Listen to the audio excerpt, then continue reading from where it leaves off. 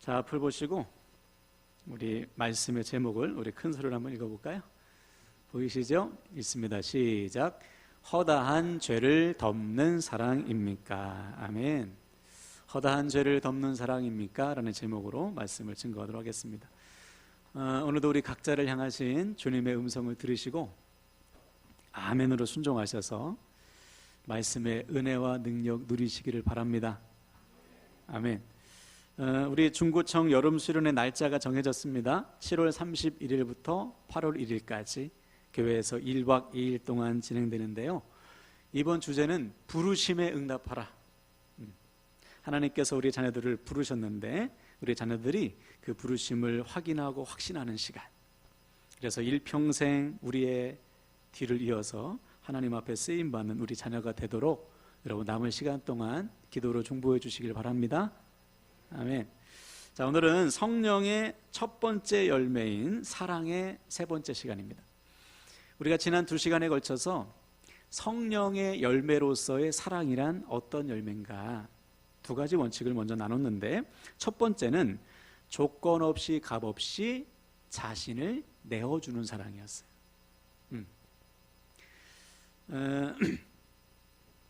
즉 우리를 사랑하시는 하나님께서 사랑받을 자격과 조건이 전혀 없는 우리들을 조건 없이 값 없이 사랑해 주셨습니다. 어떻게? 하나님의 아들이신 주님께서 자신의 몸을 내어주시기까지 우리를 사랑해 주셨어요. 그 사랑으로 지금 우리가 이렇게 주님 앞에 나와서 예배하고 있는 건 아닙니까? 아멘이시지요? 그러므로 나를 향하신 주님의 사랑, 조건 없이 값 없이 자신의 몸을 내어주신 그 사랑을 아는 자라면 우리도 마땅히 곁에 있는 사람들에게 조건 없이 값 없이 우리 자신을 내어주는 사랑을 실천해야 된다. 그때 비로소 우리 곁에 있는 사람들이 우리를 통해 십자가의 주님을 만나게 되는 것입니다.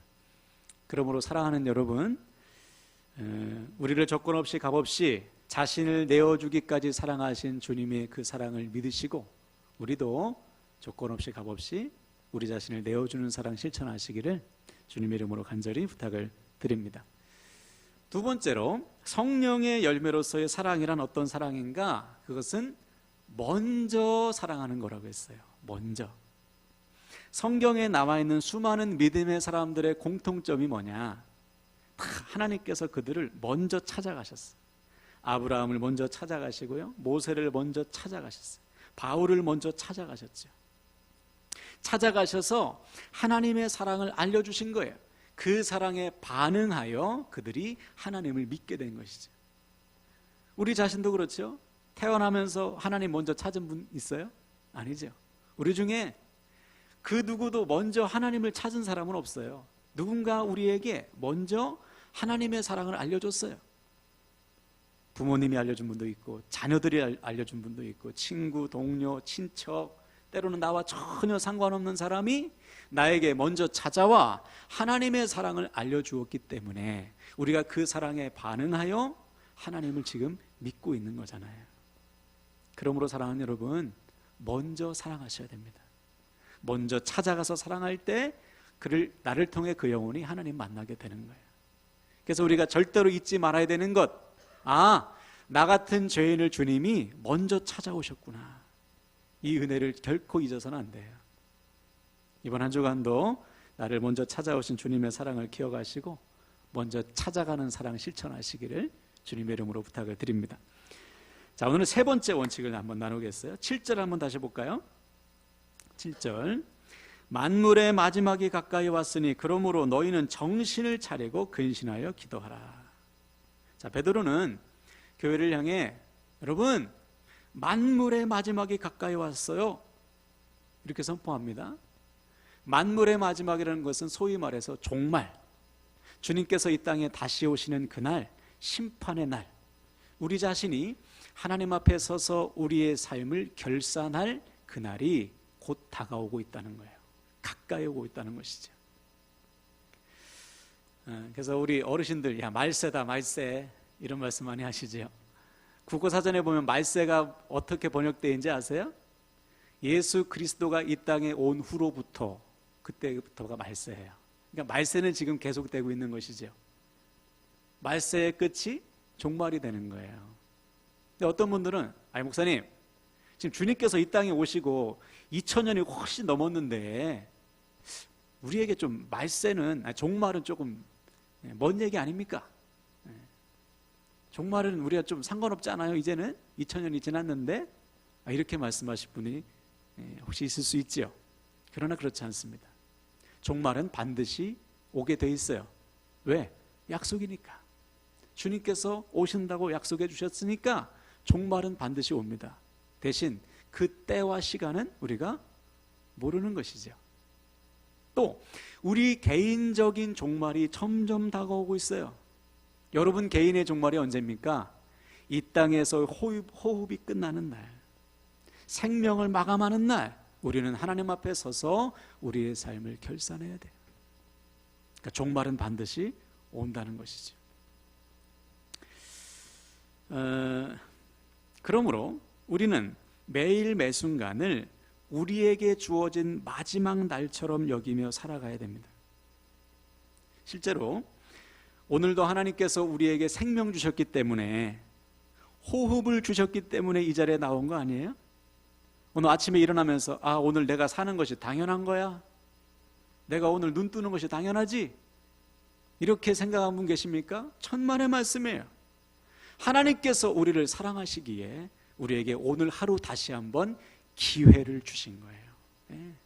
이 기회를 우리에게 주셨으니 오늘 우리는 세월을 아끼며 오늘 하루를 사는 것입니다. 그것이 오늘 베드로가 우리에게 명령하는 종말의 때가 가까이 왔다. 그래서 베드로는 오늘 본문에서 이렇게 우리에게 명령하자. 한번 따라할까요? 정신을 차리고 근신하여 기도하라. 네, 정신을 차리고 근신하여 기도하라.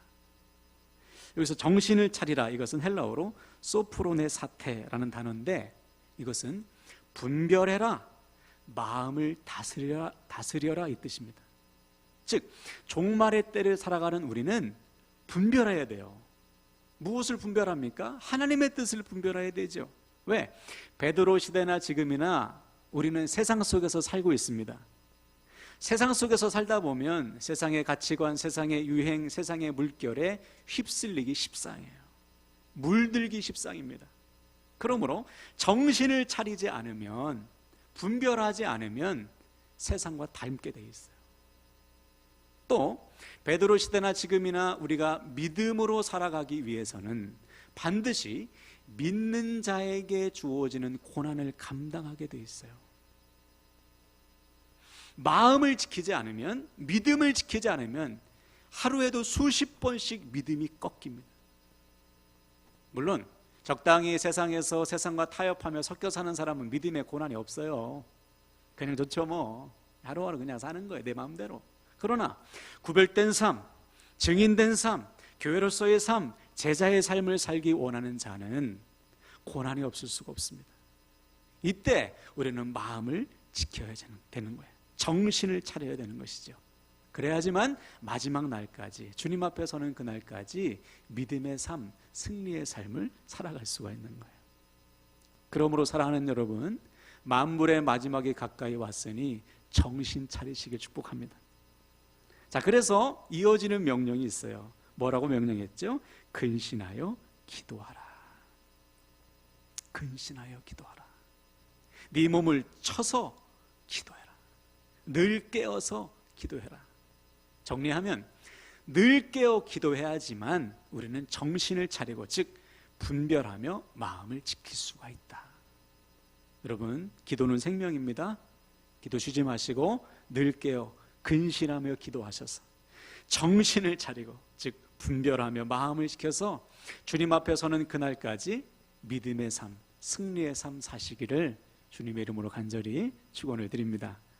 아멘. 자, 그렇다면 마지막 날을 준비하는 자, 어떻게 살아가야 되는가? 그것이 오늘 말씀의 핵심인데요. 8절 한번 다시 해볼까요? 8절. 제가 한번 읽겠습니다. 무엇보다도 뜨겁게 서로 사랑할지니 사랑은 허다한 죄를 덮느니라. 그렇죠? 바울은 마지막 날을 살아가는 교회를 향해 가장 먼저 뭘 명령했어요? 사랑을 명령했어요. 무엇보다도 뜨겁게 서로를 사랑하라.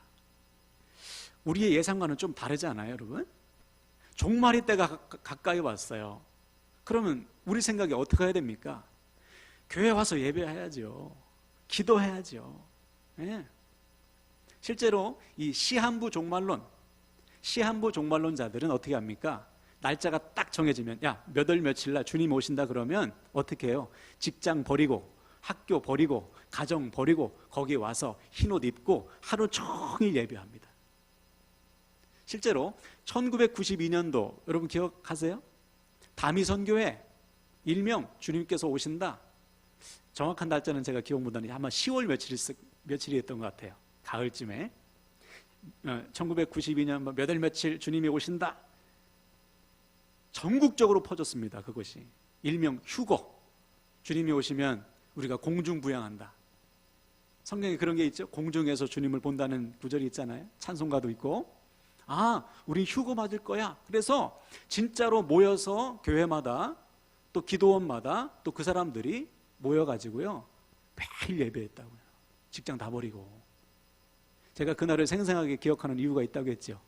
그때 언제였어요? 제 고등학교 수학여행 둘째 날이었어요. 둘째 날에 휴거날. 휴거가 일어났을까요? 안 일어나죠. 당연하죠. 주님은 몇 월 며칠 온다고 말씀하신 적이 없어요. 그렇게 오시지 않아요. 아무도 모르게 밤에 도둑이 임하는 것처럼 주님은 임하신다고 했어요.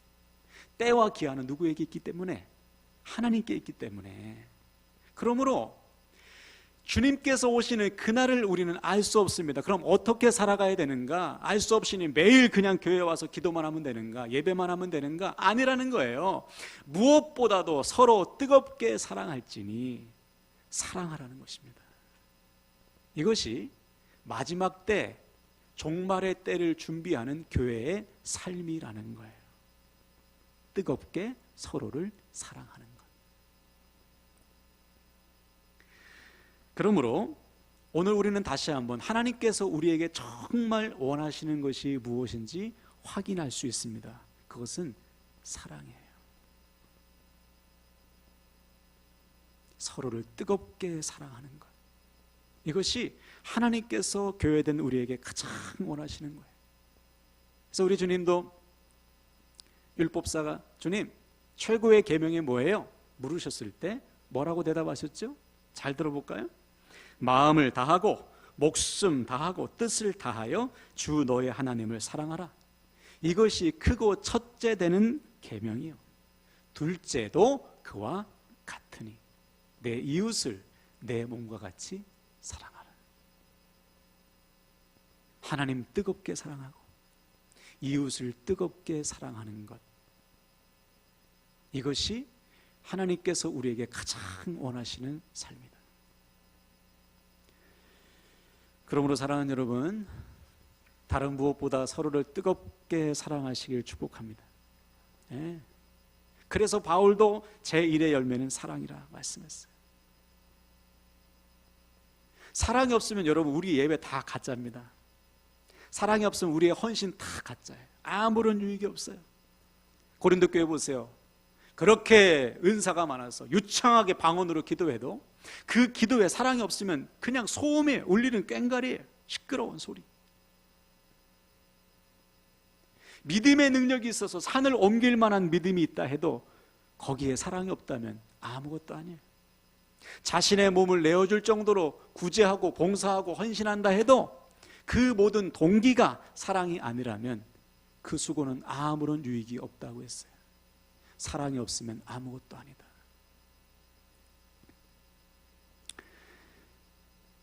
특별히 오늘 본문을 기록한 베드로는 사랑에 대해서 할 말이 참 많아요. 제자들 가운데 주님을 가장 사랑했던 제자가 바로 베드로입니다. 그렇죠? 주님께서 잡히시기 전날 밤 주님, 다른 제자들 다 주님 떠나도요 저 주님 안 떠나요? 호언장담했어요. 근데 결과는 어떻죠? 저주하며 주님을 부인했잖아요. 자, 이런 베드로를 주님께서 며칠 후에 부활하신 후에 만났습니다. 뭐라고 물으셨어요? 요한의 아들 시몬아, 네가 이 모든 사람들보다 나를 더 사랑하느냐? 사랑을 물으셨어요. 그 질문에 베드로가 대답하죠. 주님, 그렇습니다. 제가 주님을 사랑하는 줄 주님이 아십니다. 이 질문과 답을 3번 반복했어요. 3번 부인한 베드로를 주님께서 3번 덮어주셨어요. 주님의 덮어주시는 사랑을 베드로가 경험한 거예요. 그래서 오늘 우리에게 이렇게 명령합니다. 한번 따라합시다. 사랑은 허다한 죄를 덮느니라. 그렇죠. 자신의 죄와 허물을 덮어주신 주님의 사랑으로 자신이 살아났기에 교회를 향해 여러분도 죄와 허물을 덮어주세요. 그렇게 명령하고 있는 거예요. 그러므로 우리는 어떻게 사랑해야 됩니까, 여러분? 서로를 뜨겁게 사랑하되 죄와 허물을 덮어주기까지 사랑해야지. 네, 이게 오늘 말씀의 결론이에요.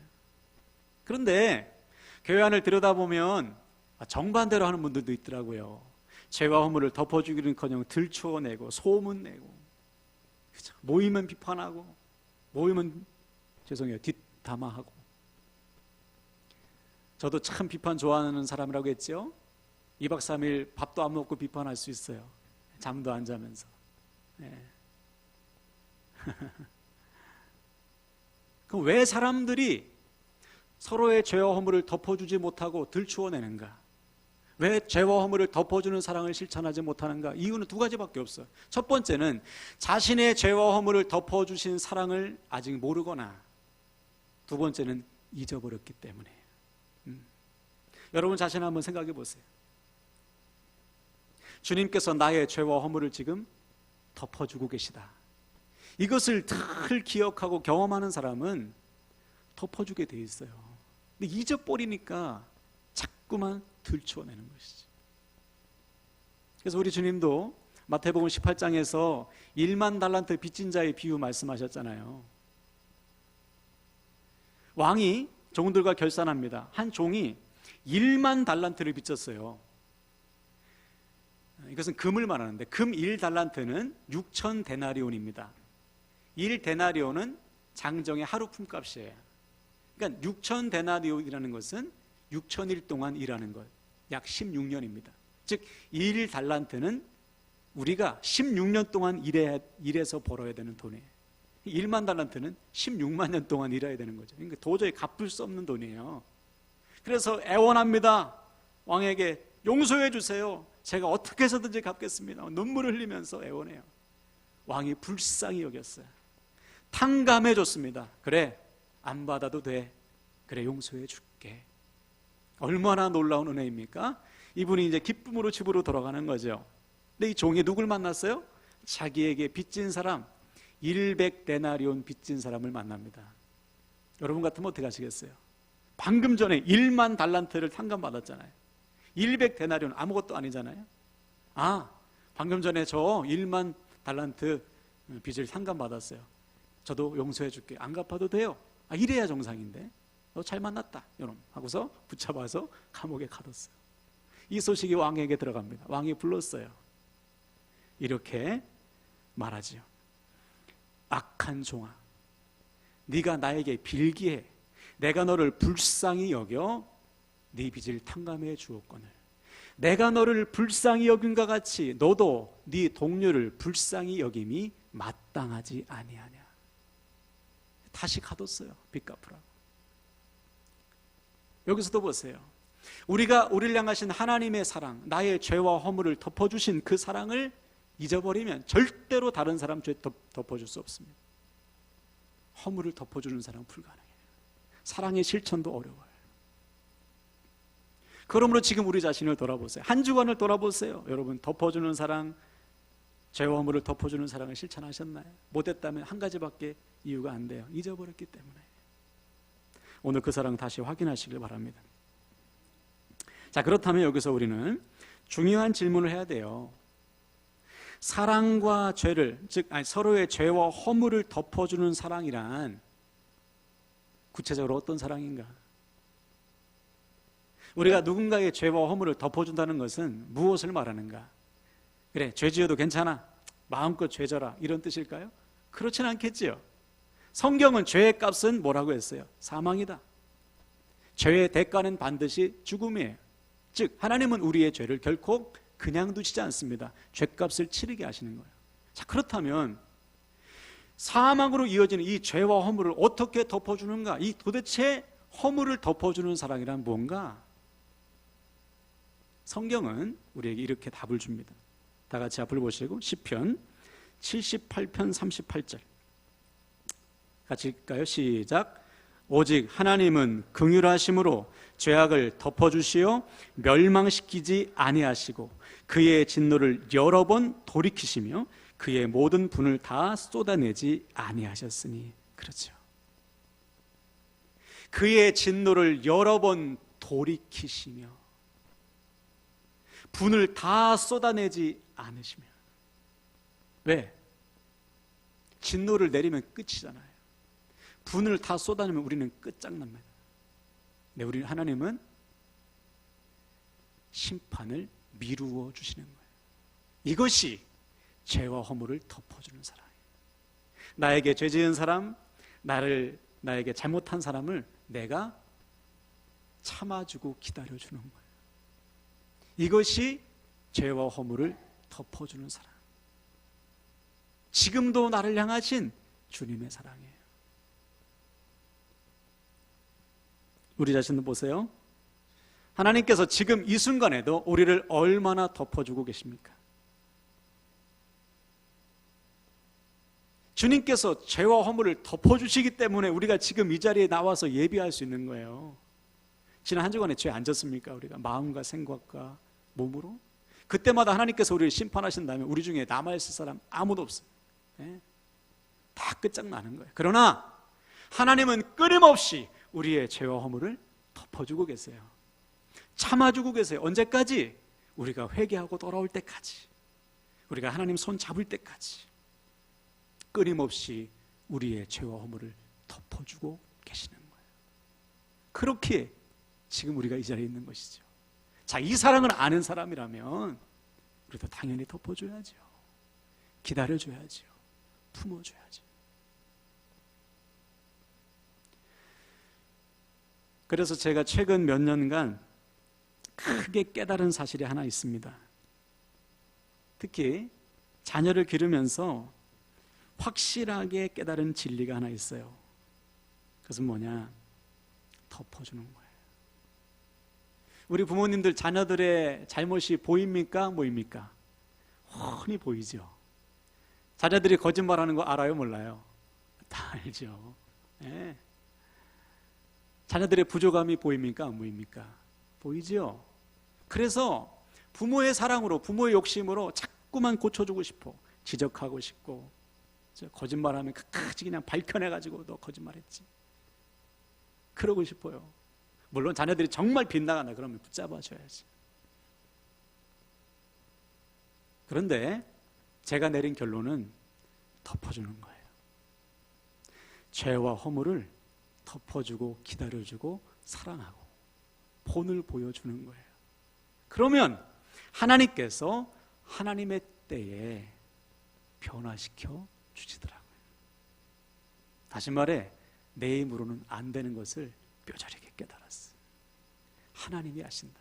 그러므로 내가 할 수 있는 건 뭔가? 덮어주는 거다. 목회도 마찬가지예요. 아니, 여러분, 제가 매일 여러분 쫓아다니면서 집사님, 권사님, 신앙생활 그렇게 하면 안 돼, 그렇게 살면 안 돼요, 틀렸어, 이렇게 가야지, 이렇게 하셔야지, 꼬치꼬치 쫓아다니면서 제가 가르친다면 여러분 어떠시겠어요? 좋아할 사람 누가 있어요? 변화될까요? 변화 안 돼요. 우리 주님께서 보실 때 제자들이 만족했을까요? 제자들의 믿음과 삶이 만족스러우셨을까요? 천만의 말씀이죠. 그래서 몇 번 화내시잖아요. 이 믿음이 없는 자들아, 이 믿음이 부족한 자들아, 몇 번 혼내셨잖아요. 아마 한 10,000번 참으시다 한 번 말씀하셨을 거예요. 그 정도로. 예. 주님께서 보실 때 우리는 결코 만족스러운 인생들이 아니에요. 지금 심판받아도 우리 할 말 없어요. 그러나 주님은 제자들을 믿고 하나님을 믿고 제자들을 품어주신, 덮어주신 거예요. 언젠가 이 영혼들이 하나님의 때에 온전케 변화될 것을 믿고 참아주신 거예요. 그 결과 하나님의 때에 제자들은 다 복음을 위해 순교하는 순교자들이 되었습니다. 우리도 마찬가지. 그러므로 사랑하는 여러분, 말씀을 마무리하는데요, 우리 곁에 있는 사람들 내 힘으로 변화시킬 수 없습니다. 하나님만이 한 영혼을 온전케 하실 수 있어요. 아멘이십니까? 자, 그러므로 우리는 어떻게 해야 되는가? 나의 죄와 허물 덮어주시고 길이 참아주시고 사랑해주신 주님처럼 우리도 우리 곁에 있는 사람들을 허물과 죄를 덮어주고 길이 참고 사랑해주는 거예요. 그때 나를 변화시키시고 구원하신 주님께서 우리 곁에 있는 사람들을 살리시고 변화시켜 주실 줄로 믿습니다. 이 확신과 소망 가지고 오늘부터 더욱 죄와 허물 덮어주는 사랑 실천하시기를 주님의 이름으로 간절히 축원을 드립니다. 아멘, 아멘.